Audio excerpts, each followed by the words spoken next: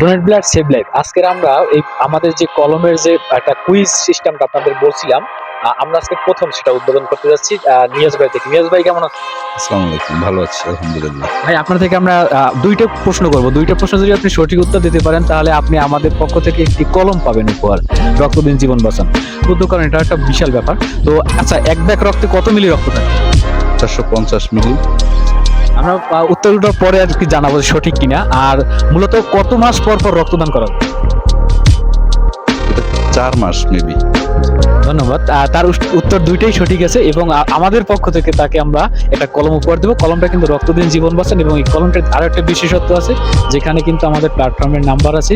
যদি প্রয়োজন হয় তাহলে কিন্তু অবশ্যই সেটা সে আমাদের থেকে উপকারিতা পেতেও পারে, শুধু তার জন্য না, যে কোনো মানুষের জন্য। ধন্যবাদ ভাই, আমাদের পক্ষ থেকে আপনার জন্য এই কলম। ধন্যবাদ।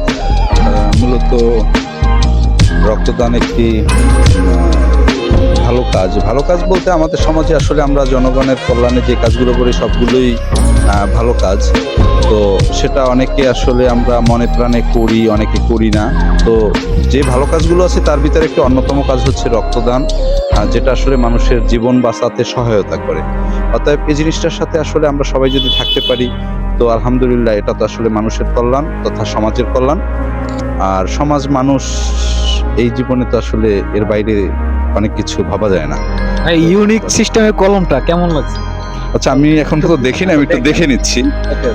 আচ্ছা, না তা তো আসলে এটা সাধুবাদ না, শুধু এটা আসলে খুবই একটি গুরুত্বপূর্ণ বিষয়, মানে প্রচারের জন্য এটা আসলে গুরুত্বপূর্ণ বিষয় যে আসলে রক্তদান সম্পর্কে যারা লিখবে বা এই কলমটা এভাবে যদি আসলে ইয়ং যারা ছাত্ররা আছে আমাদের কলেজের বা হাই সেকশনের, হাই স্কুলের, তারা যদি এ জাতীয় কলম, আমাদের মতো মানুষ আসলে আমরা তো আসলে এখন বয়স বলতে গেলে মাঝামাঝির পরে আগাই গেছি, শেষ দিকে আগাই গেছি, তার চাইতে যুবকদের যদি এই জাতীয় কলম, যুবক যুবতী যারা আছে আসলে যারা হাই স্কুল প্লাস কলেজে লেখাপড়া করে, তাদেরকে জাতীয় কলম দিয়ে সহযোগিতা করলে প্রচারটাও হবে, সেই সাথে কলম তো আমাদের একটা উৎসাহীও হবে এবং কলমটা তো আমাদের একটা নৈতিক প্রতীক। তো সেই হিসাবে আসলে অল ওভার মানে গুড। ধন্যবাদ। আমাদের মূলত উদ্দেশ্য ছিল এরকমই, উদ্বুদ্ধকরণ হোক, জিনিসটা ছড়িয়ে যাক।